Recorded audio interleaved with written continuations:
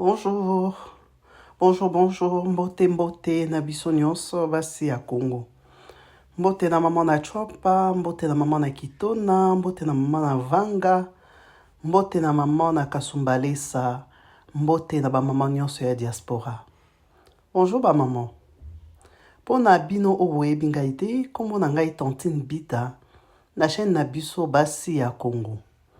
Na chaîne awa tolobelaka makambo ebele oyo esalaka que to diminuer ba anti-valeur, to matisa makambo oyo eza komema biso na likolo, makambo oyo ezali komisa biso basi ya valeur koleka oyo tozali. Na échange na biso esalaka ete to yo o apportenga oyo yebi, nga pe na apporter oyo na yebi, parce que na échange wana nde esalaka que to koma basi ya qualité koleka oyo tozalaki lobi. Bonjour ba maman. Tovanda tosolola. Tokomi na mois ya juin, fin juin. Toyebi ete ba vacances ezali koya. Ba vacances ezoya, bana bazokanga ba classe, ba makambo ebele temps ya repos eza koya. Ba maman. Nayebi ke na temps ya ba vacances normalement eza temps ya repos pour na bana. Batangi toute l'année, ba étudiants, batangi tout et tout. Eza période oyo eza propice pour na repos na bango. Ba pema pour na mois de septembre baza na makasi pe énergie pour na ko banda année ya sika, année scolaire, année académique, tout ce que vous voulez. Mais ba maman, qu'est-ce que tu constates très souvent? Sujet nanga elelo ezali vacances eye to bomba bana na ndako. Oui. Ba maman. Tant balobi les vacances, balobi eza temps ya repos. Balobi te ke eza temps ya kokoma mwana musala en dehors ya ndako na bino. Ba maman, qu'est-ce qui se passe généralement? Balobi généralement, l'exception ezali. Soki vacances ezoya, ba parents babanda kokanisa mwana oyo akokende epai ya mutu tel, kuna bakosombele uniforme, kuna bakosombela ye sapatu, kuna bakosombela ye bakai. Ba maman, je vous l'accorde, les temps sont durs na mboka na biso. Toko ko se voiler la face te, moko mibale baza ko s'en sortir, mais pour la majorité ya baka, les temps sont vraiment durs. On le comprend, je le comprends, je le conçois aussi, c'est normal que mutu azala na besoin ya aide. Mais ba maman, eloko na lingi koyebisa bino, masolo ekozala molai te. Eloko na lingi tolobela lelo eza kozala na conscience que soki vacances eye, mwana avanda na ndako. Akoki kokende 3-4 jours, une semaine à la limite, et pas bandeko oyo pour na échange wana esalaka pe que famille bato beaucoup se créer ba souvenir, beaucoup se créer ba comment on dit ba affinité, ba amitié. C'est vrai. Bana pe biso nyonso tozaka na besoin ya ba échange wana eza normal. Mais ba maman, biso tozalaka soki vacances eye otindi mwana quelque part, mwana akende kozala boy entre guillemets na ndako mususu po basombela ye bakai, basombela ye sapatu, basombela ye bilamba ya rentrée scolaire. Ba maman, po ani tosala bongo? Pourquoi est-ce que tosalaka bongo? Nalobi te ke vie eza facile. Mais mentalité o tozali ko inculquer sans le savoir de manière subtile et pas ya bana ezali que na vie na yo quand tu as besoin de quelque chose, il faut o senga ngo kake pa mutu, il faut ko s'attendre nango et pas ya mutu mususu. Parce que soki ba parents ba pesi yango, c'est normal. Mais ce qui est comique que chaque année moi une fois qu'il y a des vacances, na grande vacances po basombela ye quelque chose tango akozonga asepela bana bazami satu mine okaboli bango na bandako ndako tango bakozonga moya na mwana azozonga na biloko na rentrée scolaire, ba maman totika osa biloko wana. Ça ne nous bénit pas. Et puis mentalité tozopesa bana surtout ya ngonde mutu ezali ko interpeller ngai. Mama ata pasi bomba bana na ona ndako. Soki yo moko parent okokende kosenge pa bandeko na yo, d'accord, c'est pas un problème. C'est entre vous adultes, c'est entre vous au bozana ba affinité à bo mwana boyebani a oezeki piringa oezeki piringa. Mais kotinda ka bana po bakende yo pour na rentrer kasi yo kokende pa noko muta kosombela kasi yo kokende pa tata mwasi yo kokende pa yaya ba mama to kitisa nanu ba makambo wana. Ici on parle des anti-valeurs. Moi les anti-valeurs. Si tu as besoin bandeko na yo ba aider yo maman. Yo moko kende ko senge pa bandeko na yo. Soki mwana ake vacances, il faut azala na esprit na ye na liberté ya koloba na ke ko tambole pa noko, na ke ko tambole pa tata mwasi, na ke ko passer ba vacances aza na arrière pensée wana te que tango akozonga kuna nde ba kosombela ye biloko na ye ou ba fourniture scolaire. Ba maman na ba vacances ba na biso mingi azu ba problème. Bana na biso bazu ba problème ndenge na ndenge eza kutu masolo ko beta awate. Parce que yo nanga maman to yebi ba makambu oyo eleka na ba vacances ebele.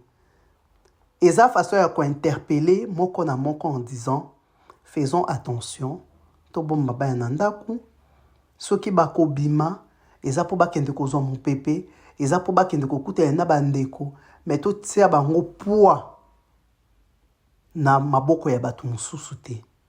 Parce que tant que tu as bongo, ndeko wana même soki aza mbongo. Aza pe na oya yeba charge. Il faut toti kaka batu bazala libre ya kokabela biso. C'est-à-dire que ngai naza mama kulutu. Ngai naza tata mwasi. Na yebi ke ndeko na nga naza yeba difficulté. De moi-même na vanda na lobaki na sombi bakaye na ye kotikela baya na ndako.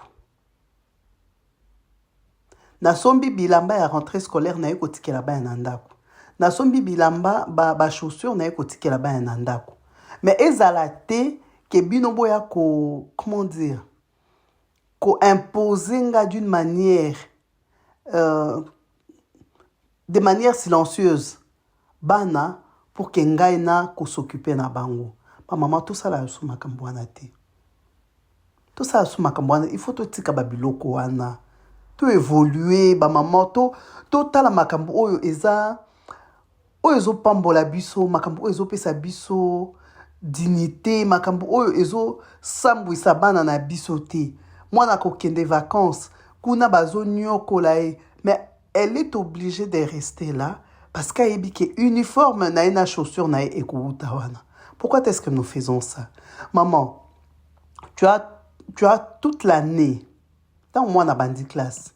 On suppose que na 9 mois na ya scolarité, tu as eu la possibilité à kolekata na tombola kosombela uniforme l'année prochaine. To anticipa ka ba makambo. C'est très important. Oyebi ke année prochaine moi na kozonga classe oleki na tombola et sosombele moi uniforme na ye, osombele déjà moi chaussures na ye. Maman, ata eza tombola, c'est pas grave. Balobi elamba pembe. Tango ozwi elamba ya pembe na tombola, eza ndenge moko kaka ne elamba pembe o bakosombela esika ozotinda ye akende ko demander ko quémander akende ko loba ndenge nini akende ko sembola loboko comme une mendiante pour basombela ye elamba pembe oyo moko ko zwa na tombola. Pourquoi est-ce que tout ça la kabongo? Ba maman, to changer façon de faire na biso. Na lobité que total anate bana batala nate entre bango na famille, c'est pas ce que je dis. Ça peut arriver aussi que moi n'a pas des vacances en dehors, il y a famille, et ça ba camarades, tout et tout. Il y a vraiment pas de souci. Mais et là qu'on nazo insister, et ça cette façon comment dire, cette manière là où ezala kake, yo ko kende congé kuna ba ko sombela yo. Ba maman totia bana na biso na ba valeur oyo ezali ko tombola bango mendicité wana yango nde tozoboya ko senga wana o tozolakisa bana na biso yango bana na biso bazokoma ata bakoli bakoma batata bakoma ba mama mibimba toujours cette mauvaise tendance-là, il y a kosenga, anga pesangai, nga salanga boy. Et pourtant, très souvent, bah, demande dango, ça n'a rien à voir avec les besoins qui sont essentiels et vitaux. Maman, ce que vous êtes malade, au sengi, nous tenions ça pour comprendre. Mais uniforme, c'est quelque chose que tu peux acheter en avance. Vous avez besoin de soumettre moi dans la mendicité pour akinde ko luka moi pas batu mususu. To tika ko sala bongo. Balobi eza période où mutu il faut apema. Eza période obana il faut ba pema. To tika ko panza bango. Lokwa ba pion dame bo panzi bango koto pona nini na retour bazonga na ba fourniture scolaire. Ba maman basi ya Congo. Toza basi ya mayele. Eza kaka ba makamususu to yebi yango te to ba makamususu to mesana ko solola yango te. Maman, l'uniforme de ton enfant, tu as toute une année pour l'acheter. Ok na tombola, au sombi déjà chemise, au sombi déjà pantalon, au sombi déjà jupe, au bombi yango wana. Eza elamba pembe na pantalon ou jupe ya bleu. Tu n'as pas besoin mutu mususu à venir yo en aide pour nango. Yo oyo sombaka mabele ya kolia. Soki oko se privé na mabele pendant 2-3 jours. Est-ce que oko kakozula mwana elamba na tombola te? Réfléchissons un peu les mamans. Yo oyo ozalaka ke muke oke ko défriser suki. To oke ko kangisa suki na alobite que to négliger apparence physique na biso. C'est pas ce que je dis. Mais tu peux tirer suki na yo chignon pendant peut-être 2 semaines ou 3 semaines, juste le temps au bomba mbongo okende kosombela mwana bakaye. En fait, mbongo na biso c'est parce que te dirige kango très souvent na bamakambu oyo eza nango essentiel te. Mama tozala kawana okomona oke ko lia maboke. Mais mbongo a uniforme mwana ozozela mona maboko ya mutu mususu. Est-ce que tu trouves ça normal? Okosomba ba sucré. Parce que très souvent chez nous, il y a des à la mode. Okosomba ba sucré. Maman, soki osombi sucré te. Ba o amela kamasanga. Soki osombi bière te pendant 4-5 jours. Est-ce que tu ne pourras pas acheter l'uniforme ya mwana oyo okosenga ye akende kosala befort akende kola mukatongo na bandako bato kokombola kosala boye kokende kotoka ba mai kolamba alors kaza mwana mukie tout ça kaka po basombela ye uniforme à pembe. Pourquoi est-ce que tout ça la kabungo ba maman? Réfléchissons un peu. Ezosenga mathématiques spéciales te pour to résoudre ba problème wana. Hein? Esengi exponentielle te, esengi epsilon te, esengi soki nini ba formule compliquée, il y a algèbre te, to ya mathématique te, to ya physique te. Eza bon sens. Tu t'es dit, bilamba ya bana, na kosomba yango na tomola parce que je pas le moyen ya kokende kotongisa yango. Maman, tu t'organises en 2-3 jours. Tu as déjà la tenue d'uniforme au moins dans l'année prochaine. Osombeli déjà bakaye. Ceux qui boza bat o bolinga kakolia, comment dire, olinga ka moi exagération na biloko akolia. Maman o dosé peut-être pendant 1 semaine. Osombi kaka bozo lia mais bozo lia de manière un peu limitée. Pour osombaba biloko ya bana na ya rentrée scolaire. Pourquoi est-ce que nous ne réfléchissons pas de cette façon-là? Maman, moi non ok pas mon tout pour basombela e bic. Pour basombela e équerre. Pour basombela e règle. Pour basombela e crayon. Maman, est-ce que tu trouves ça normal? Au privé, moi, na vacances, repos. Pour basombela e biloko wana. Revoyons notre façon de vivre. Revoyons nos priorités. Maman yomoko okutongisa bilamba kitoko, ozolata kitoko, mais moi na aza obligé na vacances akende pa mutu akende ko nyokwama. Po basombela e bakaye. Pourquoi est-ce que nous faisons ça? Akende kotoka mai ala mukaka na tongo na bakartier o bamai eza difficile po atokaka bamai aza mwana mukie anika bandaku. Pourquoi? Parce que yango nde, comment dire, entre guillemets, salaire naye yango nde kozala kaye to uniforme. Les mamans, pourquoi est-ce que tout ça la kabongo? Totika bana ba pema. Soki bana ba kokena famille, c'est pour na ko créer ba relation ou ba relation familiale, c'est pour se créer des souvenirs. Mais ezate pour ba kende ko mendier, ezate pour ba kende ko quémander un pantalon oyo moko koki ko somba, une chemise que toi-même tu peux acheter, une jupe que tu peux toi-même acheter. Maman, revoyons juste notre façon de faire. Na mona kabino très souvent okomona maman avandaka na lemba akenda kosambela no zone. Maman avandaka na matete akenda kosambela na njili. Maman, okoki ko sacrifier dimanche moko to mibale pour osombela mwana ba uniforme pour mwana avanda na ndako. Soko ke deux dimanche te nzamba kolongola kombo na ona buka bomo ite. Tu peux aussi prier à la maison. Il arrive aussi, dimanche moussousou, il pleut. Ok, d'accord. Donc, tu peux faire ça aussi pour préparer rentrée scolaire. Ya ban. Ba maman. Nakisasa to somba ba kabelo, nakisasa to lataka bien, nakisasa ba maman to somba kabasaka kitoko. Ane oyo. To somba te. To préparer la rentrée scolaire ya bana. Et dans la préparation à la rentrée scolaire, maman, to sombela bana bambetu pour que bana na biso balala na ba condition bien. Moi na azala na posa kaka ya kokendete na ndaku oyo ba condition eza malamu pour profiter na séjour nae ko vivre na ba condition meilleure. Maman, tout est question de réorganiser nos priorités pour que bana biso pe ba ko se sentaka bien na bandaku na biso. Pour mususu pe zalaka mwana nde azoki mandaku. Pourquoi? Parce que na ndaku ba condition eza malamu te. Maman, na lobi te ke mbongo ezali. Mais na lobi, on peut revoir notre façon de faire.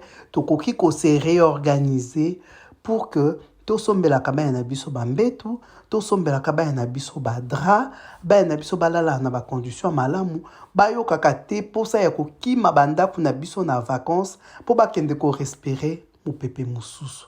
Pe ba maman to la kisaba na biso, kenda kuna yo eza awa. Ba condition ezala pasi te, ta maison c'est ici. Kozaka yo mwana kozalaka na besoin ya kokima te pour profiter okende ko lia na banda kwa batu, okende ko vivre banda kwa batu. Non. Ba maman. Eza interpellation. Mutu na mutu à prendre conscience, mutu na mutu a yeba que mwana comment dire, batinda kayete pour akende kozala mowumbu quelque part, parce que c'est ce qui se passe souvent dans l'obité que na ba vacances nyo se zakabo, mais très souvent c'est ce qui se passe. Moi na soka yende bakubanda kotinda, yende bakubando sala boye bana ya kolondaku balali ye il faut alamuka pour asala misala pe ye moko ayebi que elle n'a pas droit ya ko vivre en paix na ndaku wana. Donc akubandola muka ye moko asala misala pour asepelisa batu oyo esika ke vacances, parce qu'en retour aza besoin basombela ye biloko oyo ko permettre asepela na rentrée scolaire. Ba maman, to réfléchir. Eza vacances bana ba pema na bandaku na biso petang ba okende kotambola et pa bandeko mususu ezala pona divertissement, ezala pona ko changer milieu, ezala pona ko sepela na batu mususu, mais ezala te pona ko kende ko mondi.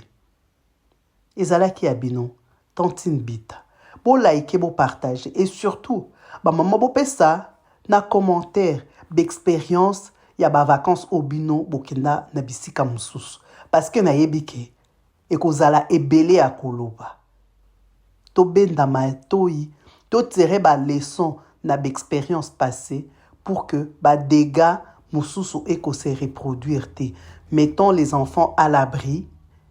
Biso nyonso to prendre conscience que soki oboti mwana, il faut ozala responsable pour na ko assumer ba besoin na ye. Tolobi te ke bozo sale le côté. Je comprends que la situation du pays est difficile, mais maman, na mukie o tozozwa to meka ko s'organiser. À bientôt, basi à Congo. Tokutani na mbala ya sima. Pour like bo partager. Yabino, Tantine Bita.